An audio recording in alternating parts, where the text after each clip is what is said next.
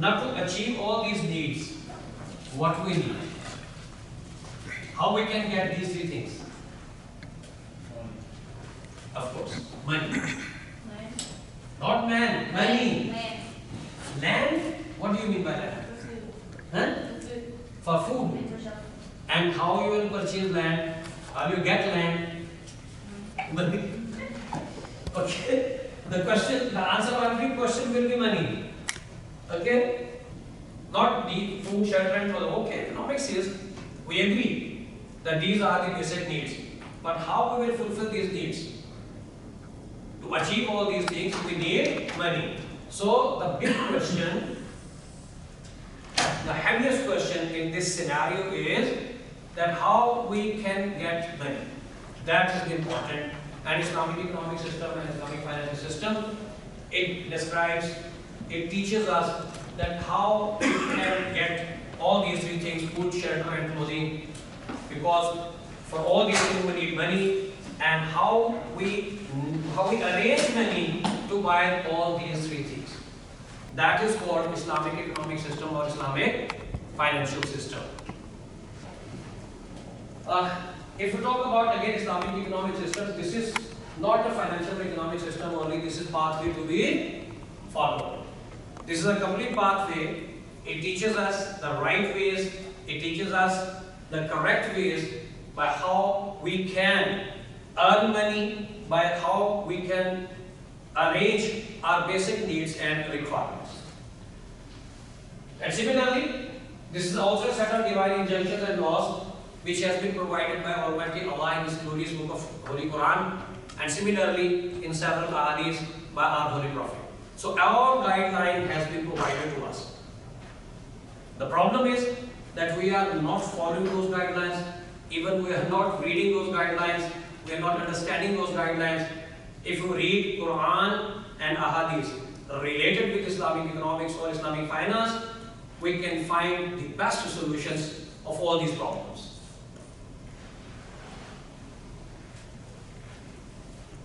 How we can get the guidance about everything in our life, and especially we are talking about Islamic economic and financial system.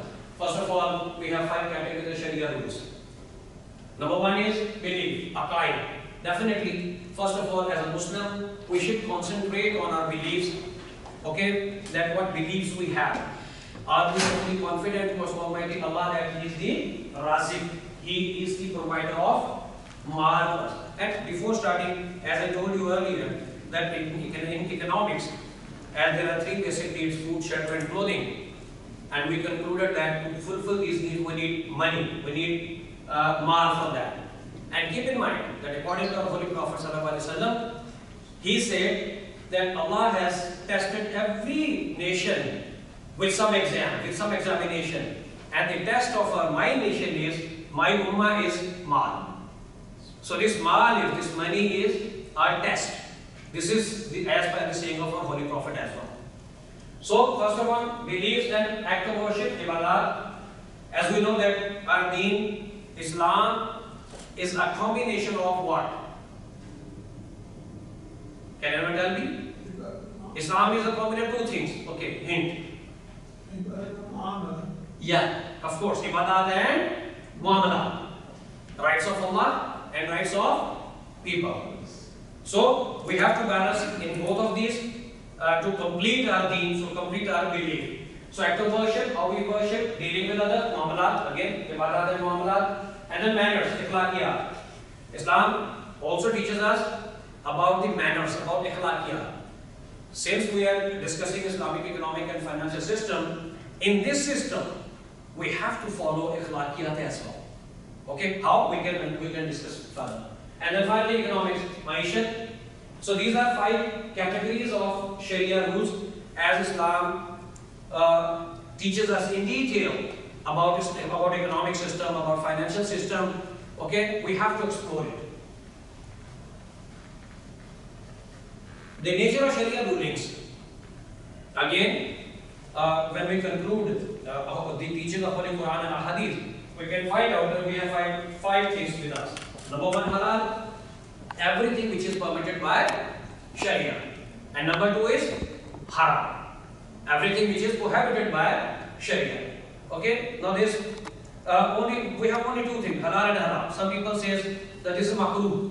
Okay, this is a third thing, but that is very, very least used in Sharia.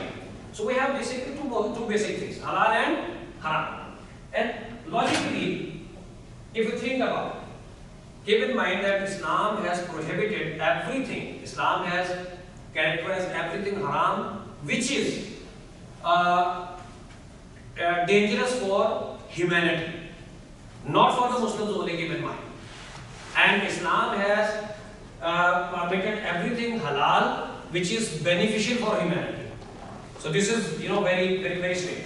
If you think about that, everything which is haram, you can diagnose it that it has some dangers, some problems, some difficulties for humanity, for human beings. And all those things which are being treated as halal in Islam, in our deen, they are beneficial for people. Third one is faraiz, definitely mandatory actions by Quran and Hadith, for example, salah, prayer. Then wajibat, second level mandatory actions. Then sunnah, actions that associated with Holy Prophet ﷺ, and finally nawafil. So these are not the ibadat only. These are the combination of ibadat and muamalat. Then from where we can get the guidelines? What are the sources? Okay, for all these matters, whether they are related with Islamic economics, related with Islamic finance, or our daily life, from where we can get the guidelines? Definitely, you again have 5 sources. Number one is Quran, primary source of knowledge. Everything has been transmitted by Almighty Allah to us through Holy Quran. We have to find it out. Then Hadith. Hadith is again of 2 types, Hadith Qawli and Hadith Fi'li. Hadith Qawli means sayings of Holy Prophet ﷺ, and Hadith Fi'li means action which has been done by Holy Prophet ﷺ. Okay, fail, action. So we have 2 types of Hadith. One Hadith is the Hadith, so we can words spoken or act done by Holy Prophet. Then Ijma. Ijma again, consensus of scholars of Ummah on a particular issue. If we fail to find any specific solution of any problem from Quran and Hadith, definitely we have the right to go for ijma. And again, there are certain conditions. I am not going into the details of these things. And then the qiyas, to apply a recognized rule of Sharia. Now qiyas is again a scholarly discussion, religious discussion. Religious scholar can tell you better that what does qiyas mean. Qiyas means that you can then you can apply your own opinion, but that must be in the light of Quran and Hadith. And finally, ijtihad, to discover the rule of Sharia when there is a problem, such problem which cannot be discussed, which cannot be settled out in the light of Quran and Hadith available, then Ummah can go for ijtihad as well. Then when you come to the financial systems or economic systems in modern age, we have, I'm giving you a hint, we have 3 financial systems which we have studied or which we have discussed till today. Can anyone tell me the names of 3 financial systems in modern world? Number 1, capitalism. Number 2, socialism. Communism. Number 3, socialism is the same. Communism. Then that's the same. And third one is Islam. Islamic, yes, of course. So we have 3 financial systems in modern age: capitalism, socialism, or communism. Communism was the political aspect of that system. Socialism was the financial aspect of that system. And the third one is Islamic. Now, interestingly, it is again a debate that which system has came first in this world, Islamic or capitalism? Can anyone tell me? Capital comes first, then Islamic. Islamic first, then capital. Okay. Okay. Interestingly, now I tell you the history of this one. How many prophets we have in this world?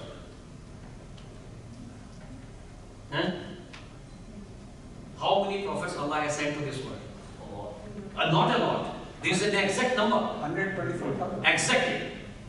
1,24,000. And this is according to Hadith. Okay? Our Holy Prophet tells us that Allah has sent 1,24,000 prophets in this world. And in second Hadith, our Holy Prophet said that all prophets, they have done two things.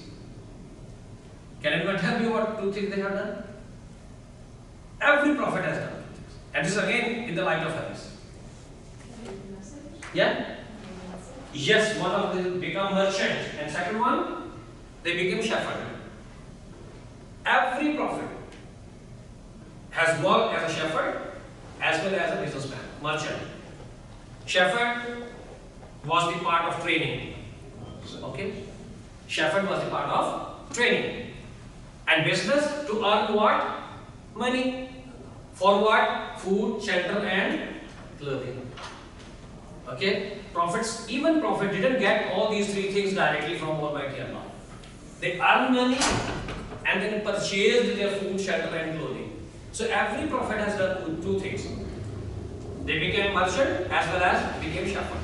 So when every prophet done business, and if you look into the history, we can't find any prophet who has worked for someone else.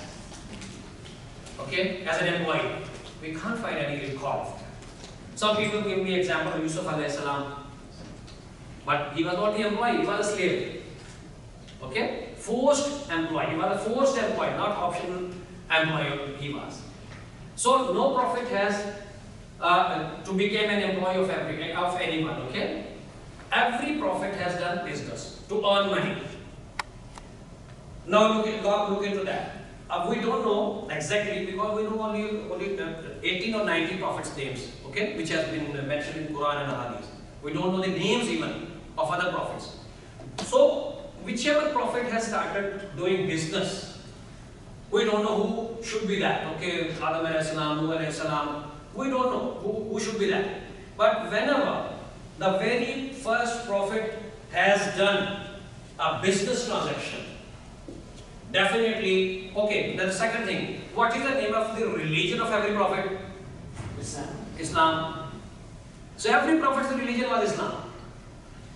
So that transaction, the very first transaction which any prophet has been done in the beginning of the world, that would be based on what? Which financial system?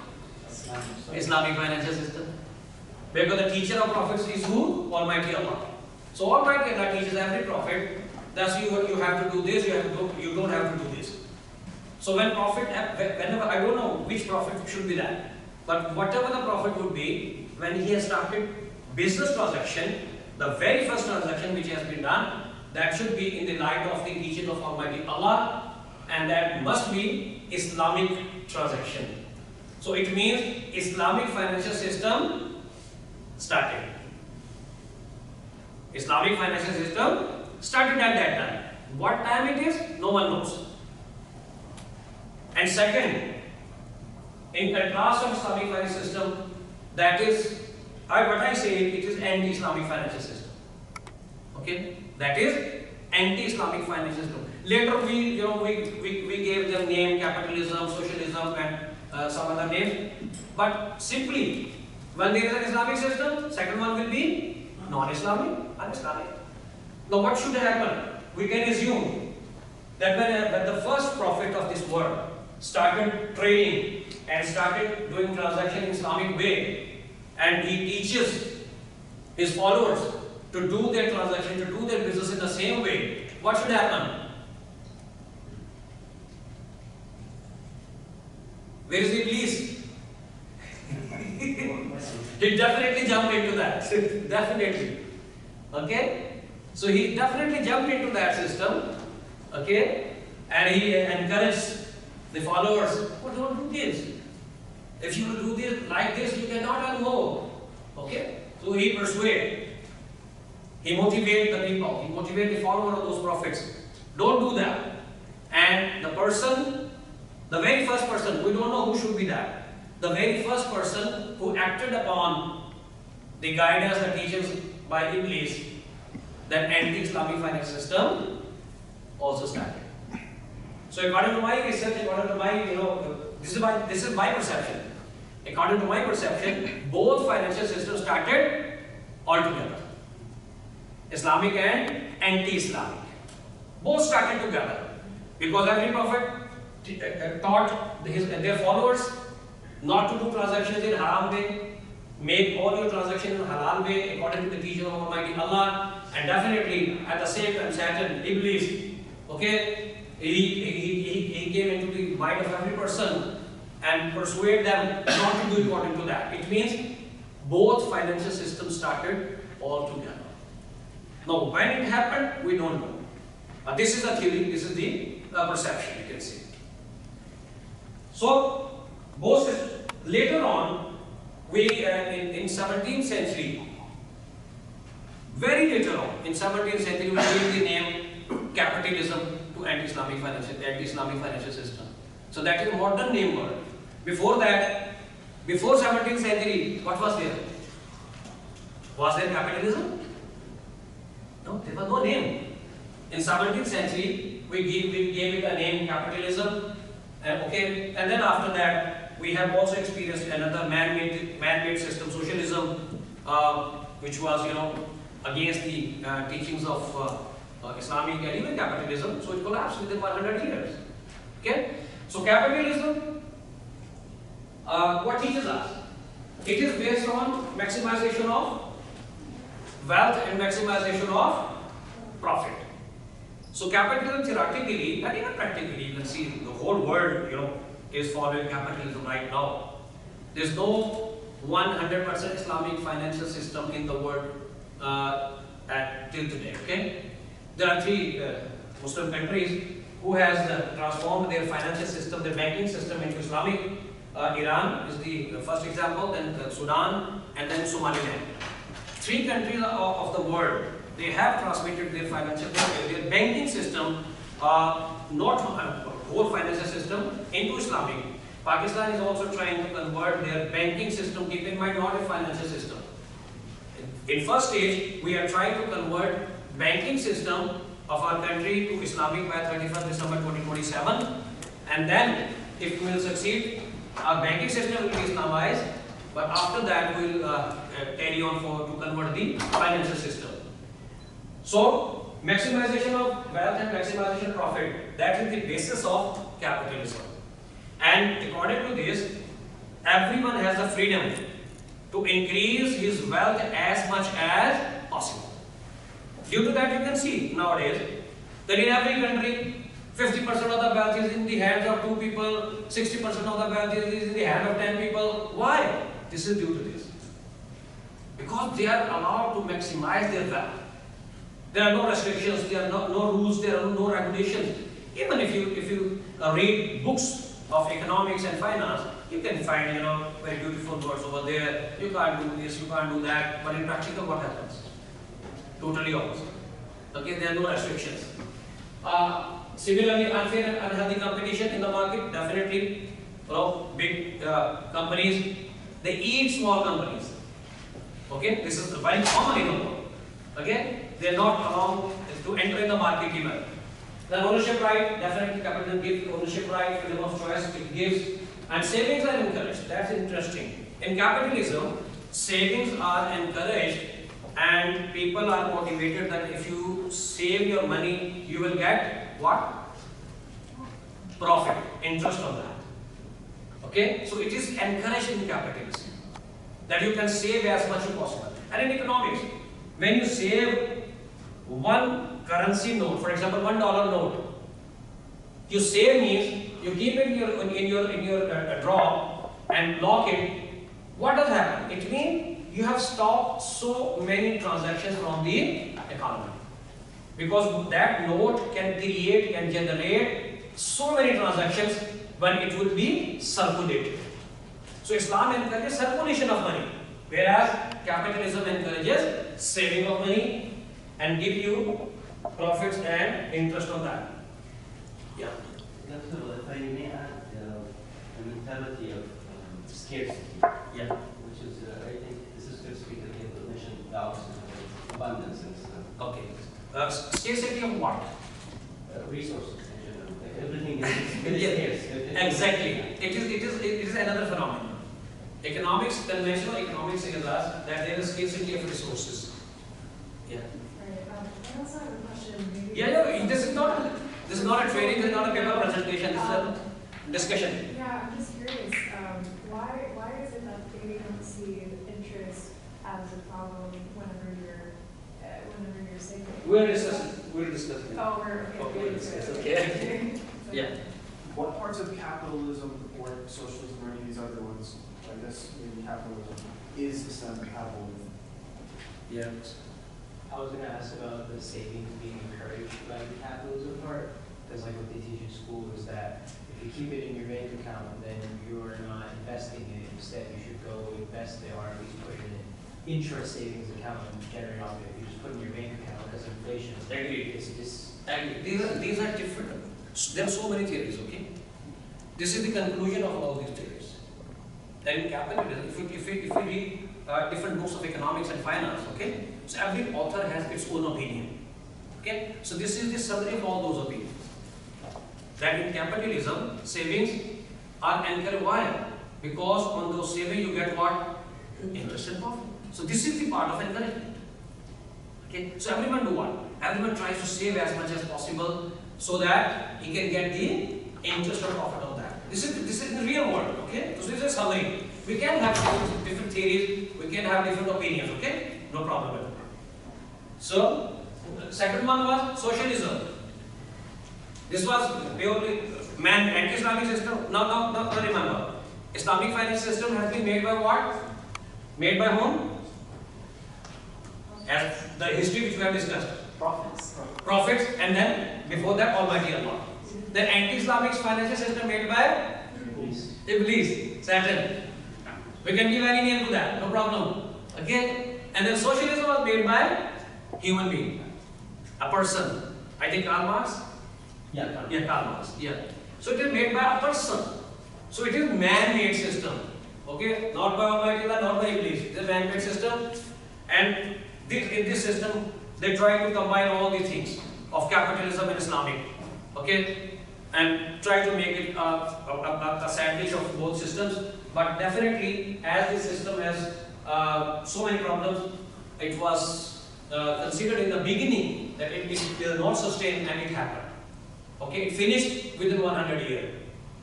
And due to the collapse of this financial system, USSR was collapsed. Okay, a huge state that collapsed due to the collapse of this financial system. So this is the problem.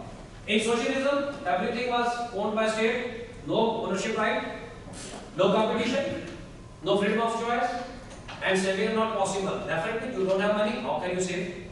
So in this system, they tried that rich and poor should be equal. Now keep in mind, rich and poor cannot be equal anytime. This is the system of Almighty Allah. If in a society all people become rich, can that society will survive? No. And in a society all people become poor, can that society prevail? No. So this rich and poor system is made by Almighty Allah for balance in the society. So you can't make it. So the common word which we speak, that wealth should be distributed equally. Sometimes we use this word in economics or finance, that wealth should be distributed equally. This is wrong. Wealth should be distributed justified. It should be distributed in justified manner, not equally. If equally, then socialism was there. This was equal. So this system collapsed. And then in our system, our Islamic economic and financial system, it is based upon what? First one, social welfare. Now a financial and economic system is based upon social welfare. Now what is social welfare? Can anyone explain? What is social welfare? Yeah. Musa. The general population should be better off. General population should be better off. Okay, anyone else? Social welfare. Taking care of all.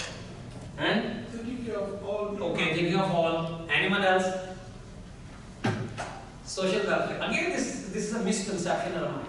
We think social welfare means helping others. No, this is wrong. Social welfare starts from own. I'm also a part of society. So first of all, I have to think about myself. And this is again as per the saying of Holy Prophet Sallallahu Alaihi Wasallam. He said that your body has the right on you.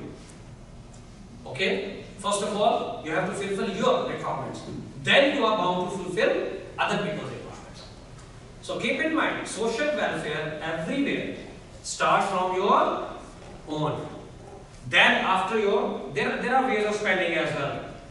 For example, if you earn halal and you start spending, to whom you will spend first of all? Yourself or others? Yourself. And then after that, there are steps in Sharia. That after yourself, you are bound to spend on your what? The family. Which member of the family? Wife and children. Yes, of course. Most of the people we think that the second step is parents. After myself, I have to spend on my parents. No, that's wrong. According to Hadith, according to our Holy Prophet Sallallahu Alaihi Wasallam, spending on yourself, then and second stage, you have to spend on your wife and children if they have. But if you are not married yet, then second step is your parents, definitely. For married people, after wife and children, the third step will be your parents. Then fourth step will be your brothers and sisters. Then fifth step will be your relatives, close relatives. Next step will be your other relatives. After that, your community. Okay, so these are steps which have been described by Holy Prophet in several ahadith. That's good. I'm just kind of thinking about my, shouldn't that be individual welfare as compared to social welfare you're describing? But So this is all social welfare. right, so how do you kind of define, like, where do you derive that definition from? From several ahadiths. Okay, I have the references on them. okay. From several ahadiths, Holy Prophet said that start welfare from your own. And then in another ahadith, he said that after yourself, you spend on your parents, then on your family, wife and children, and then relatives, and then, and stepwise you go to community. And the summary of all those ahadiths is that community is at the last stage. Normally we consider that community, social welfare means serving community. That is on the last stage. Start from yourself. And even when you travel in the aeroplane and then you get the demonstration security done in the beginning, they said oxygen mask. First you put your oxygen mask to others or for yourself? Yes, sir. Yourself. So the same here. Yeah. It's just a comment to our to Sanad's question. Allah subhanahu wa ta'ala said, Al-aqrabuna awla bil-ma'ruf. Yeah. Those who are close Yes. to you are prioritized in terms of ma'ruf, in terms of Yes. the good thing you do. The question is, I think, what makes things confusing is that what is, who do you consider yourself and who do you consider is your community? Because when you ask this question, a lot of people might think, oh, actually, I'm here just to earn money and my actual community is back home in Pakistan or wherever it is. So probably that's why we see some confusion in what comes first. It's all right. They should not be any confusion. It is very easy. For example, if you earn money, okay, your close relative is in a hardship condition, okay, he needs money, but you ignore him and give your money to someone else or in some mosque or madrasa somewhere else. What do you think? Is this correct way? Definitely. So this is the step. Go stepwise, okay? This is the reason. Okay, why Holy Prophet encourages us that go stepwise. Spend on community. If you have enough money, alhamdulillah, so spend on community as well. But before spending on community, you have to look into your own, your own family, your own relatives first. After that, you go to community. So this is the basic. Okay? Yeah. I have just when I compare also, I previously worked for a Scandinavian company and I had some people talk about just how great it is over there. What kind of economic or financial system do they use? Because it seems like it's a blend of Where? Scandinavian, so Norway. See, everywhere is capitalism. Everywhere is capitalism. I feel like they also have a blend of No. There's no other. There's no other financial. No, I was gonna say. Yeah, everywhere is financial. The capitalism. Really? Yeah. But they're really happy. Capitalism doesn't mean that you will not be happy. Keep in mind. Exactly.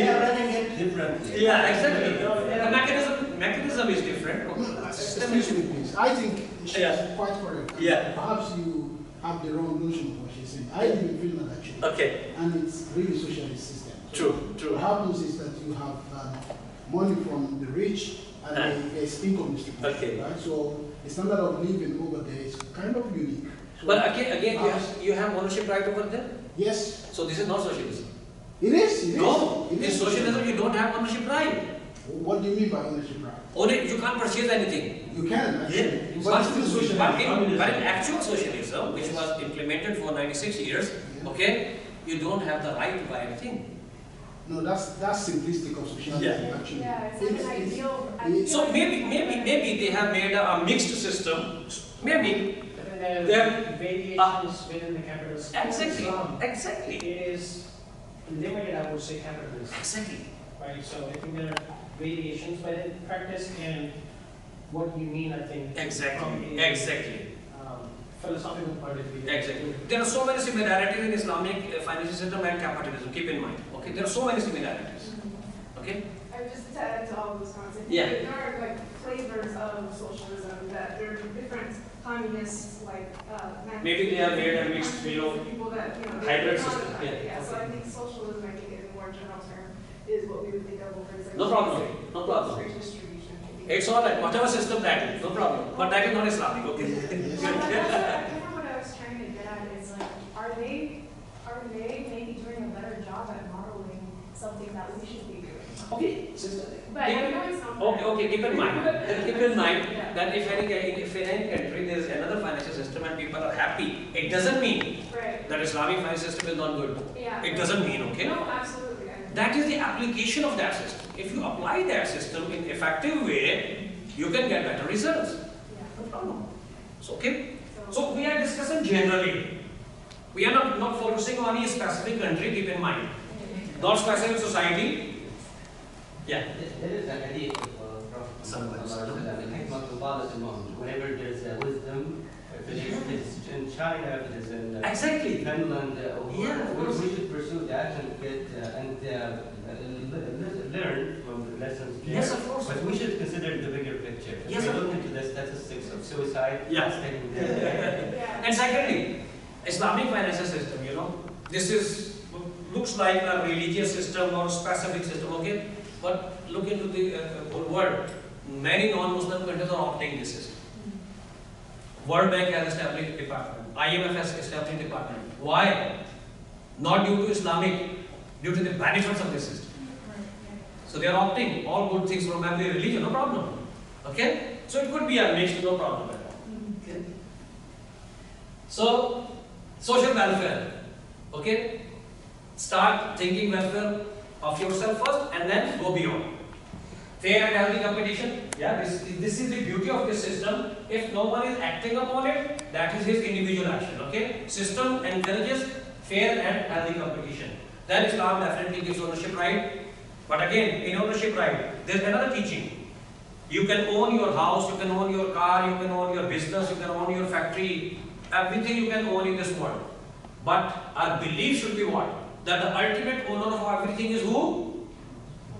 Almighty Allah. This is a temporary ownership, keep in mind. Capitalistic thinking is that this ownership is infinitive. But in Islam, it is being taught to us that this ownership is temporary. As soon as we die, what happened to our ownership? Finished. So that's the time of our ownership. Temporary. And after third generation, your name removed from your ownership document. You can think about that. After third generation, your name finished. And after fourth or fifth generation, no one remembers you. So that's, our history. So this ownership, definitely Islam gives. But again, Islam teaches us that this ownership is temporary and it should be our belief. Freedom of choice, definitely we have. Savings are discouraged now. I didn't write savings are prohibited. No, not prohibited, but discouraged. We can save, but not enough savings. Okay, we can save for our future. We can save for our, for our family requirement. We can save for our business requirement, for our children requirement. We can save. But why discourages? Again, I give you an example that a currency note which we save that stop so many economic transactions from the economy. So Islam encourages circulation of money. And this way it discourages. And then what happened? It said that if you save, you have to pay what? Zakat. So this is the way of discouragement. You have to pay zakat. Okay, in capitalism, on saving you get what? Interest and profit. And in Islam, it discourages in the way that if you save enough, you have to pay zakat. Excuse me. And I have a bit of contradiction with that. So Okay. I think the assumption of paying zakat is about wealth that is increasing, right? So because if you save in traditional saving plan, Islamically, you don't earn anything on top of that. So especially if you even operate, for example, maybe an account with, for example, these Islamic banks, they kind of do transactions with it. You share profit and losses. So that's what you pay zakat on. And that's not just savings, that's Okay. investments. again, this is a general phrase you can say. Okay. Okay, so it doesn't, again, if we start talking about like this micro level, we cannot finish it, okay? Yeah, okay. So this saving is a general term. You can save money, you can save, land, you can save anything in a gold bar, in any way. So this is a general term that if you save and you cross the limit on which zakat is become obligation, you have to pay zakat. So this is not in that way, okay? Okay. So it doesn't mean specific saving. It is common that you save. But again, it is discouraged only, not prohibited. You can save definitely for your future needs and requirements, you can. And similarly, in economics again, it is being taught to us that there are 4 factors of production in economics. Is it true? Huh? What are 4 factors of production? Capital, entrepreneur, land, and labor. So 4 factors of production in capitalism. Okay, it is being taught in economics. Land, now all natural resources are land. Labor, human resource. Okay, capital, the amount which you spend, which you invest, and entrepreneur, or the system which manages that, the business. So in this way,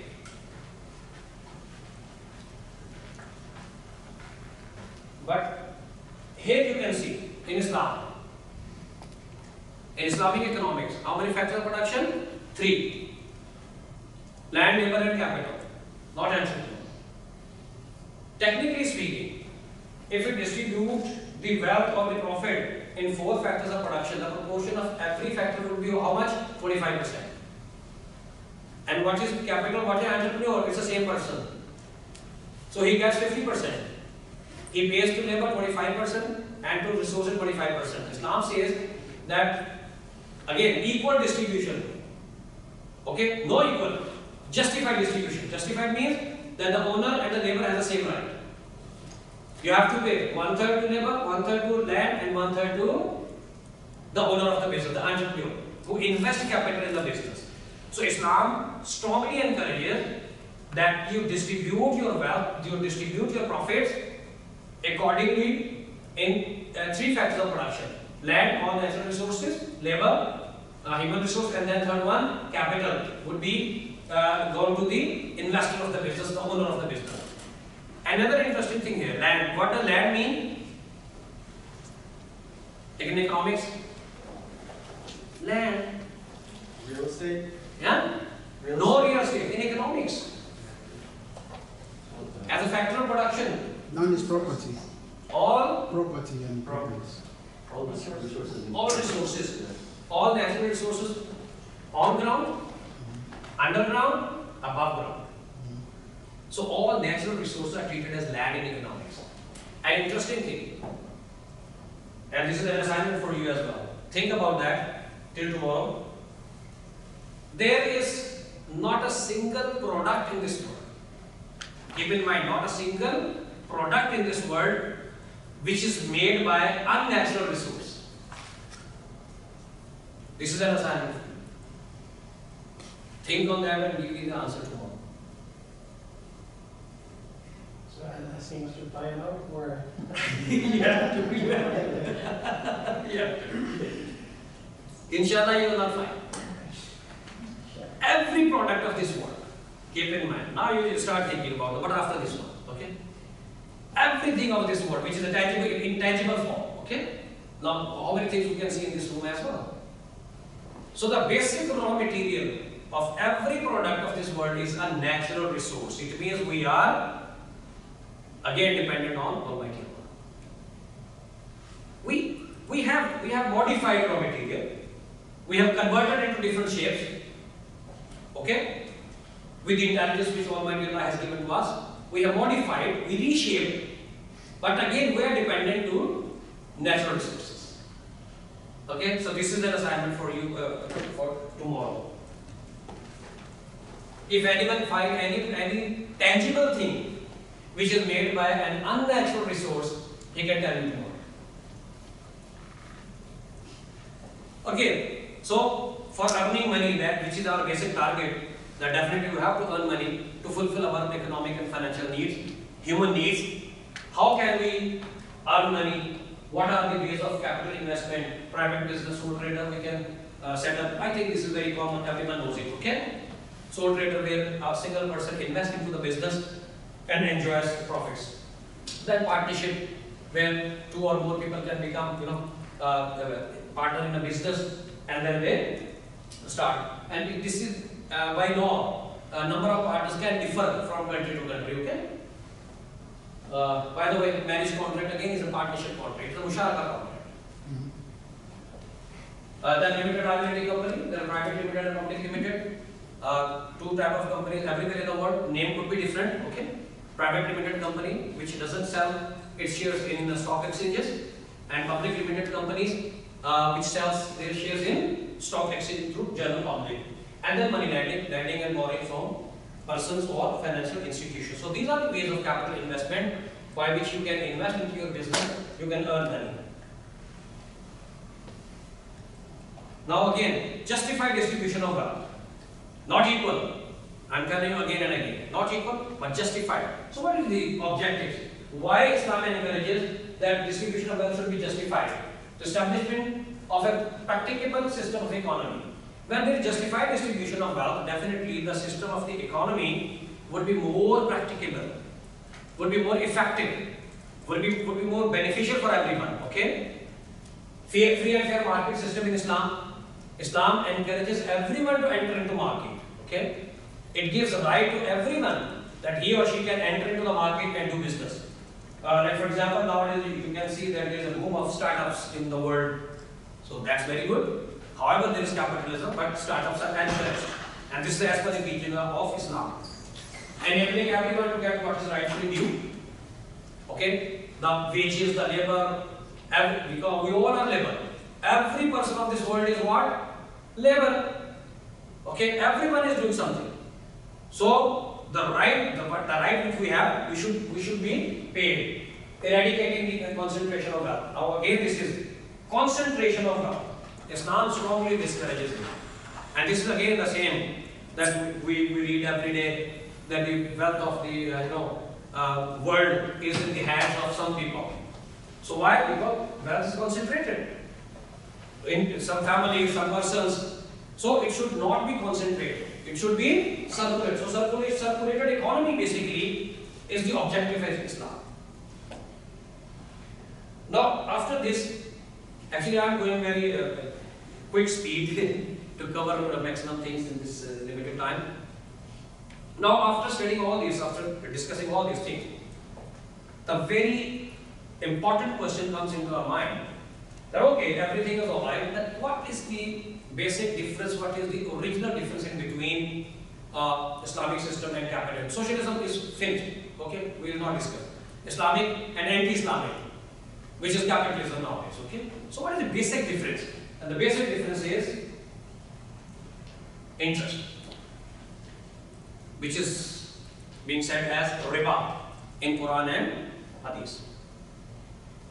Now interestingly, the word interest We use, okay, it's all right, in economics and in finance, we use the word interest. But how interest is related with financial, transaction or financial activity? Does interest mean this? Interest is different. I am interested in this, you are interested in that. So, interest is an English language word, and according to this could be my own, understanding, you can see, okay? That according to me, interest, okay, we can use, no problem, because it is commonly used in the world. But again, if you go into the meaning of this word, it doesn't have any connection with financial aspect. Rather than the word which has been used in Quran and Hadith in Arabic, that is what? Riba. And what does riba mean? Yeah. Paid for life with life. No. Any benefit of the loan that's Riba. increased growth. Yes. If you read the English translation of Holy Quran, again there is a conflict because our language is Urdu. If you read Urdu translation of Holy Quran, it is written there Sood. Okay? But that's wrong. Again, Sood is a Persian word, not Urdu word, and it doesn't mean this what you consider. If you read the English translation of Holy Quran, it is rightly written there, increase in amount. Riba means increase. Okay, riba means increase. You can read the English translation of Holy Quran in 4 surahs, Surah Baqarah, Surah Al-Imran, Surah Nisa, Surah Rum. You can read. Everywhere there is a word riba, and in several hadiths of the wherever there is a word riba, in English you will find increase in wealth. And as previously we have said, Islam discourages savings. So here, riba means increase in wealth. Now the question comes that why Allah and His Messenger declared haram increase in wealth? Why? It means we cannot increase our wealth. So, which increase is prohibited? Money on money. No. We have this. No. Again, Unjust. we have given 2 ways by Almighty Allah and His Messenger. Okay? One way is halal, one is haram. And believing both will be ended upon same amount. According to Hadith, Holy Prophet ﷺ said that before coming into this world, the angel writes every person's, some things, and out of that, the most important is how much he will earn in his whole life. It is already written. It is already written before we came into this world. It is already written. And whatever we do, we go on this way, we go on that way. Believe me, according to this hadith, we will not earn a single dollar more than what is written on. This should be our belief. Because this is the saying of our Holy Prophet. So, to earn that amount, for example, if Almighty Allah has written for me, for example, that I will earn 100,000 or $1 million throughout my life. So, how I will earn that $1 million? For that, Allah has given me the authority, the choice. Okay? Give me free hand. That you will earn $1 million, but you will have your own choice. Now I have two ways. One is halal, one is haram. According to Holy Prophet ﷺ, this way will end upon 1 million, this way will also end upon 1 million. As we don't know that how much is written, so we struggle for that. Okay? We fight for that. This is the right, because we don't know that what is the limit which Allah has already set for me. We don't know. Therefore we struggle, we do business, we do jobs, we do everything. But ways are two, halal and haram. And this should be our belief. Okay? This should be our belief that end up both ways will be on the same amount. This should be. So, riba, this is increase in wealth, this is also increase in wealth. So, which increase in wealth is prohibited? Halal or haram? Which is prohibited? Haram. Increase in wealth by halal means is not prohibited by Almighty Allah. I previously said that savings are discouraged, not prohibited. So it is not prohibited. You can increase your wealth, you can save, you can earn as much as you can, okay, within the Sharia limits, Sharia boundaries. But increase in wealth by haram means is prohibited by Almighty Allah and His Messenger. And this is the accurate meaning of riba. Increase in wealth, which one? Haram. Now how can we earn in haram ways? Can anyone give examples? What are the ways to earn haram? Gambling. I'm saying something. Astaghfirullah. Astaghfirullah is not the way to earn haram. Yeah. Gambling. Selling. Yeah, of course. Oh, anyone? Yeah. Anyone else? There are several ways. Okay? There are several ways to earn haram. Once I have counted more than 15. So there are several ways to earn haram. And every way by which you earn money, you increase in your wealth, that is treated as what? According to Quran, riba. This is the simplest definition of riba. Because most of us are still, in the concept that riba only means, or interest only means profit on bank, profit on money. Okay, there are two types of riba. Maybe I'll discuss later. There are two types. One is money on money, and the second one is haram through different financial transactions. So both ways are there. So summary is that whatever amount you earn by haram means that is treated as interest in English and riba in Arabic. So this should be in your mind. Now riba is prohibited by Almighty Allah in, as I told you earlier, in 4 surahs. Okay, and it is gradually prohibited. The first revelation was Surah Rum, verse 39, in which Allah said that the increased amount which you give, so that it may increase in the wealth of the people, it does not increase with Allah. And when the zakah you give, seeking Allah's pleasure with it. Again, this is the discouragement of savings. And the sister from Indonesia, she has mentioned the barakah. Okay? So this is very most relevant with that as well. Because most people say that if you increase in our amount, quantitatively it is increased. No, qualitative increase is the actual increase, and that is barakah. Second revelation, Surah Nisa, verse 161, and for their charging riba, where they were forbidden from it, and for their endeavoring on the property of the people by all means. Again, this is another way of earning haram. Not for the properties of other people doesn't mean that you capture physical properties of other people. Property of other means that you sell your goods by telling lie. You're cheating. Okay? You are doing any unlawful or un-Islamic thing and earning money. So it is again the same thing. You are capturing other people's properties. And Allah says what? We have prepared for them what? Painful punishment. Not only punishment, painful punishment. Third revelation, Surah Al Imran, verse 130 to 132, 3 verses are there. O you believe, do not eaten the amounts required through riba, doubled and multiplied. You must have studied simple interest and compound interest. You know that one? Simple. So this is this. Simple interest and compound interest. Doubled and redoubled. Okay, simple interest and doubled and redoubled is compound interest. Fear Allah so that you may be successful, and fear for the fire which has been prepared for the disbelievers. Again, Allah is warning.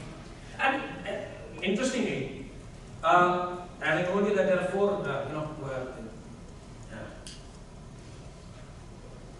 surahs in which Allah has forbidden riba. Allah has given the punishment, Allah has disclosed the punishment of almost every sin. For example, you have to kill a person if he has killed anyone. Okay, it means that are the common, you can say, punishments. But this is the only sin. Riba is the only sin which is declared by Almighty Allah what? The war with Allah and His Messenger. Oh my God. This is the only sin. Okay? If you kill someone, no problem, you will be killed equal, no problem. But if you earn in haram way, if you increase in your wealth by riba, so Allah has had war against Allah and His Messenger. My God. Obey Allah and His Messenger.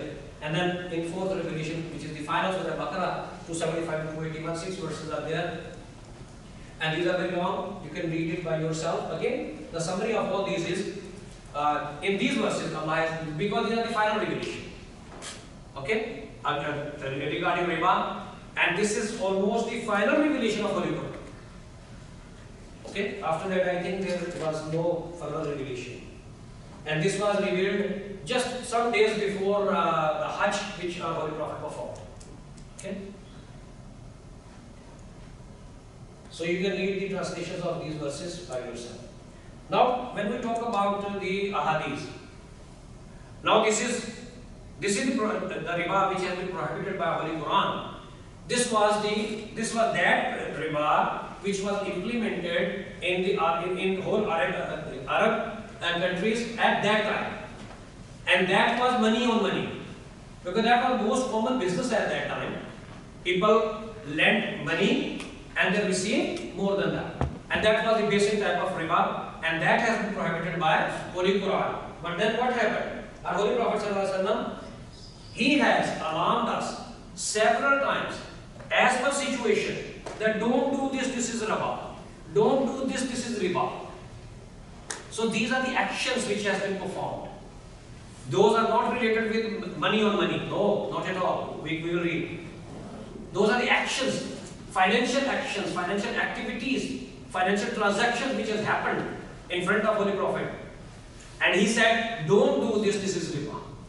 So this is second type of riba. First of all, this hadith is very common. The Prophet cursed the receiver and the payer of interest, the one who records it, and the two witnesses to the transaction, and said they are all alike. Now this is very interesting. This hadith is very, very common. Everyone knows it. The reference is also given here. So it is very common hadith. Sahih is, and according to this, every person who is directly involved in any interest-based or riba-based activity is paying, is receiving, is recording, or he is witnessing. According to this hadith, all are equal. All are equal.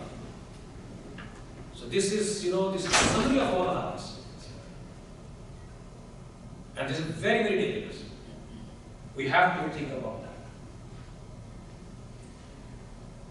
Then this is, as I told you, that the last verses of Surah Baqarah was revealed on just some days before the Hajj which the Holy Prophet performed. So at the Khutbah Hajj, okay, the sermon of Hajj, the Holy Prophet ﷺ declared that I banish all riba of my family, according to this hadith, to the people, okay? And he started this with his uncle, Abu Talib.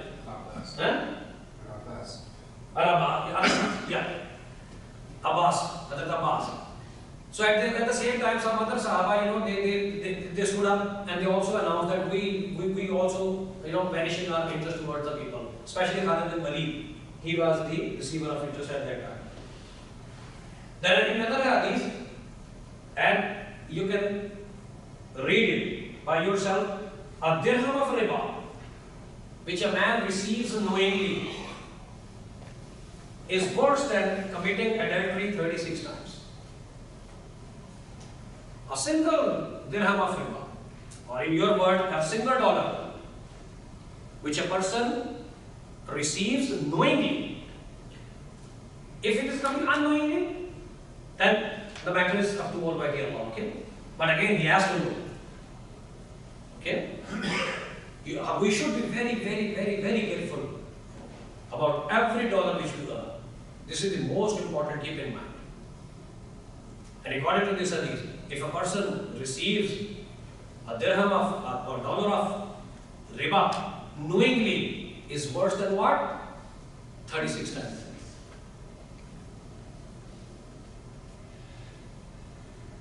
Allahu Akbar. Again, the Holy Prophet said, on the night of taxation, I came upon people whose stomachs were like houses, with snakes visible from the outside. Okay? In Jahannam. I asked Ibrahim who they were. He replied that they were people who had received interest. So this interest amount which we are earning nowadays, every haram amount which we are earning, which is interest in English and riba in Arabic, it will become snakes in our stomachs on the day of judgment. According to this, please. We should have believed on that. We have no choice. And it will be visible from outside as well. My goodness. Read this hadith by yourself.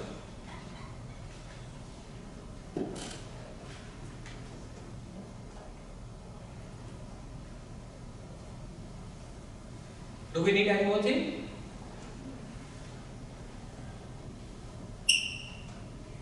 What does it mean by 70? The reference is given here. What does it mean by 70 seconds? That's not very different. Yeah, I'll explain it. Okay? Riba has 70 segments. The least serious thing equivalent to a man committing adultery with his own mother. Astaghfirullah. 70 segment means, even first of all, we must have listened this word 70, 70, 70. Okay? Remember this, that in Islam, 70 doesn't mean exact 70. This is a symbolic word. Whenever the Holy Prophet wanted to tell us something in huge quantity, he used this word 70. So 70 doesn't mean exact 70. Okay, keep in mind. 70 means several. It could be more than 70, it could be less than 70. But 70, the word 70 which is used in ahadith, it is considered for a large quantity. Okay. Now segments means, again, if you look upon, like I said that once I have counted 15 ways of earning haram. Okay. Definitely, the sin of every way should not be equal. Okay. This should be on first level, this should be on second level, third level. So these are the levels. Okay, and sin will be according to that as well. So definitely in riba, in earning haram, this is the meaning. That it has 70 steps, or means several steps. But the least one is what? Oh my God. So just consider what should be the highest one. Oh my God. This is the least one. You can note down the reference, you can read it by yourself, no problem. This is the least one. Allahu Akbar. Again, there are several ahadith. I think we should go further. Again, there are so many warnings. Now here you can see the riba and nasiya. Now here we have divided riba into two types, riba and nasiya, riba and fazl. Riba and nasiya again mean increase in amount, and that is specifically related with money on money.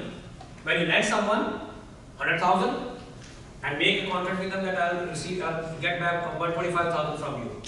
So that is riba and nasiya. And this is the riba which was in practice at that time in Arab when the revelation of Holy Quran was revealed. Okay, so these are the so many hadiths related to riba and nasiya. If a man extends a loan to someone, he should not accept a gift. Means he should not. Now the second one, riba and fazl. Now again, fazl means increase. Again, it means also increase. But this riba is related with business activities, business transactions. So Holy Prophet ﷺ said so many things related with business transactions which were happened in front of him. For example, if we read this hadith, yes. At the time of Khaybar, Hazrat Bilal brought some dates in front of Holy Prophet, and he said that Bilal, from where you bought it? He said that I have 1 kg, at that time was, okay, for understanding 1 kg inferior quality or superior quality of dates. I have 2 kgs of inferior quality of dates with me. I have given these 2 kgs of inferior quality dates to someone and take 1 kg superior quality dates. Now, simply, it is very simple transaction. You can give 2 kilo 2 kgs inferior quality goods and can get superior quality 1 kg goods. 1 kg dates, no problem. But Holy Prophet said what? No, this is riba. Why? Because it may create a loss of any one of you. He said, Bilal, you have to sell your 2 kgs of dates first, and with that money, you have to buy superior quality. Okay, whatever quantity it should be. 1 kg or less than 1 kg or more than 1 kg, no problem. It means, as I said earlier, that Islam is a system which encourages us that when we think about ourselves, we have to think about others as well. This is again social life. Okay? So these are the arguments relevant with this.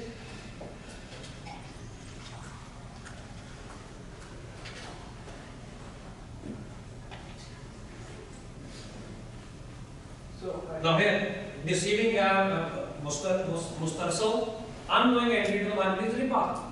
As we have free market system. If you deceive a new entrant into the market, okay, if you strongly discourage him that he run away from the market, again, what the Prophet said, it is also riba, because you are cheating with him. So I have a quick question. Right? Yeah. In the product that we had today, right? Shaykh was saying that my son sells Yeah, $5 and $7.50. But if he took a loan out and he gave back what he promised him, and he kept all the profit for himself, that is considered back. That is riba. True. Why is that considered? Okay, then that's a good question. Keep in mind, that's interesting, that fixation of rate, fixation of price, and fixation of profit. This is not a subject of any religion. Not in Christianity, not in Buddhism, not in Islam. No religion has fixed the price, no religion has fixed the profit rate. You can't find anywhere that you cannot earn more than this. No, there is no. You can earn as much as possible, that must be justified. The word which is used is justified. Justified to whom? Not you, not me, to Almighty Allah. So you can earn. If you buy a shirt of $5, like Dr. Mine said today, and his son is selling at $50, it could be justified. It could be. It doesn't mean that if he is earning 45, it is haram. No. Due to the quantity, you can't say, because there is no system, there is no mechanism in any religion for fixation of price or fixation of profit. No, there is no. But is there a contract? I have a contract with the bank. I borrowed this much money. I'm going to pay them back the first contract. I take that money and I pay lots more. Why is that considered riba? Very simple answer. When you fix profit rate, or in other words interest rate, when you fix it before entering into that contract, for example, if I'm borrowing 100,000 from you and I'm making contract with you that I'll return you 125,000, okay? At that time, no one knows what will happen in future with you and with me. And keep in mind that in fixation of profit, definitely, one party suffers loss. For example, I have promised you to pay you 25,000 extra. I have earned 75,000. I am giving you how much? 25,000, and I am keeping 50,000. So you are in loss. But I don't know. And vice versa. Vice versa. Okay? I have earned only 20,000. And I am bound to pay you how much? 25, and I'm getting nothing. So keep in mind, in Islamic, in fixation of profit, one party must have to face loss. Islam says sharing of profit. Islam says no fixation of profit, sharing of profit. We have to share. If I earn 75,000, I will give you 50%. If I earn 20,000, I will give you 50%. So we both will enjoy the profit. This is the beauty of Islam.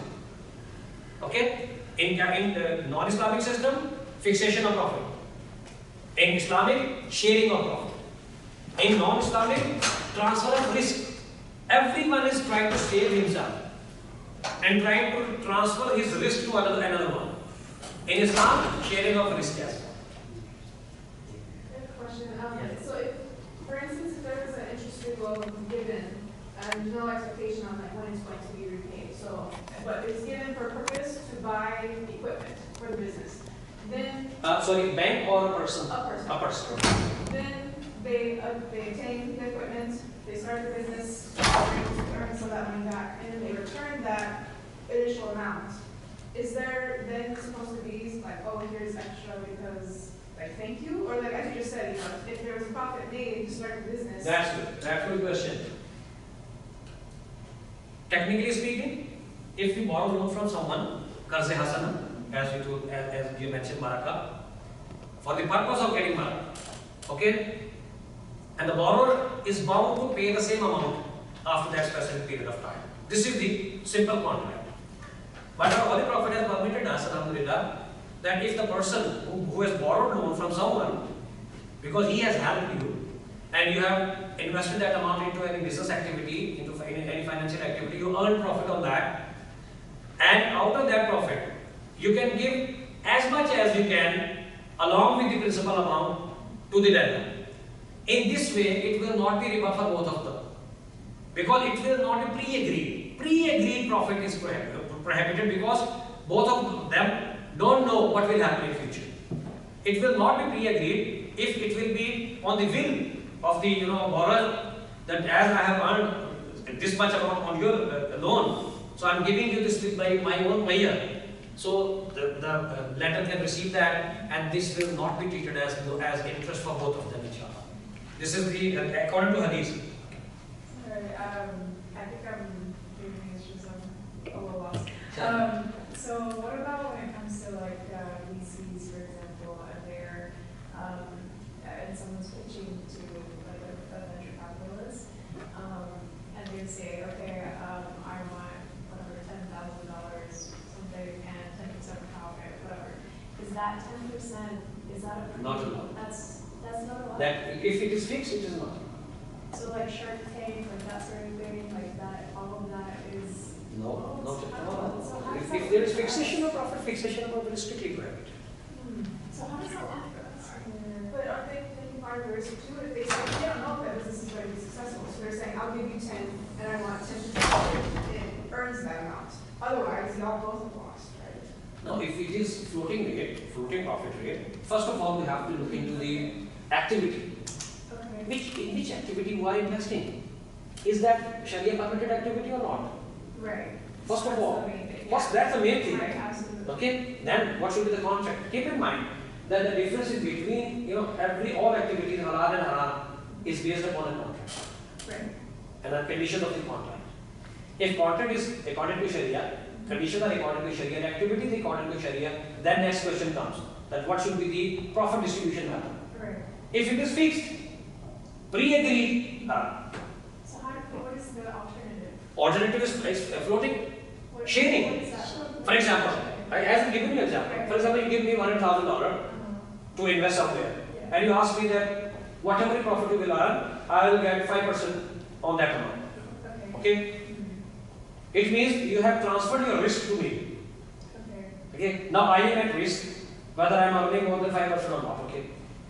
Second example, you give me 100,000 and ask me that whatever profit you will earn, we will distribute half and half. Okay. This is the amount. So it's a percentage. Yes, percentage on profit. Percentage on investment is prohibited. Percentage on profit is allowed. Oh, I see.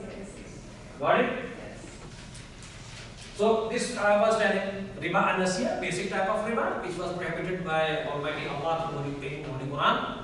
And this was the basic money on money. For example, in conventional banks which we earn. Okay. And then second one, riba al-fadl. As I told you that these are the specific activities which have been performed in front of Holy Prophet, and he declared that don't do this. This is riba.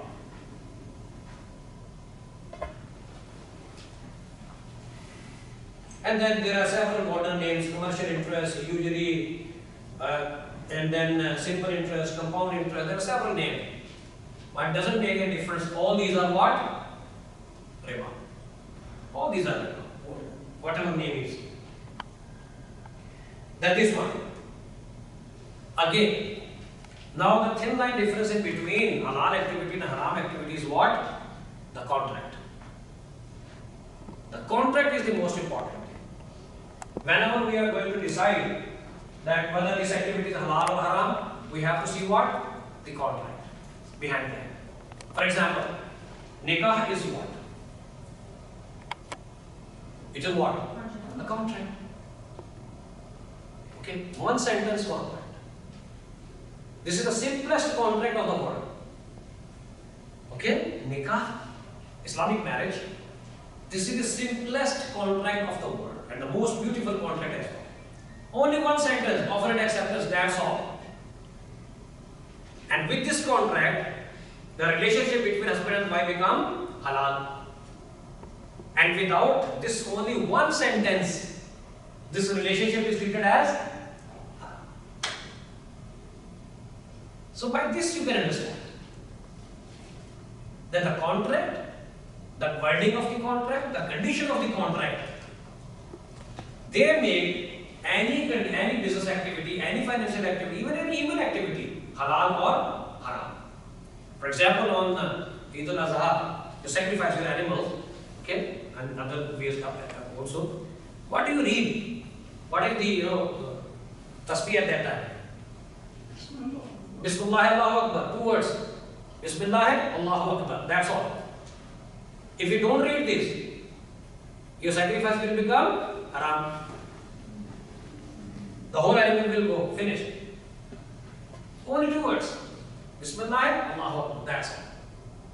So this is the contract which Allah has said that you should read these words before sacrificing your animal. If you don't read it, it becomes haram. So keep in mind, contract and the conditions and the wordings of the contract are the most important, and the contract decides that which activity is halal and which activity is haram.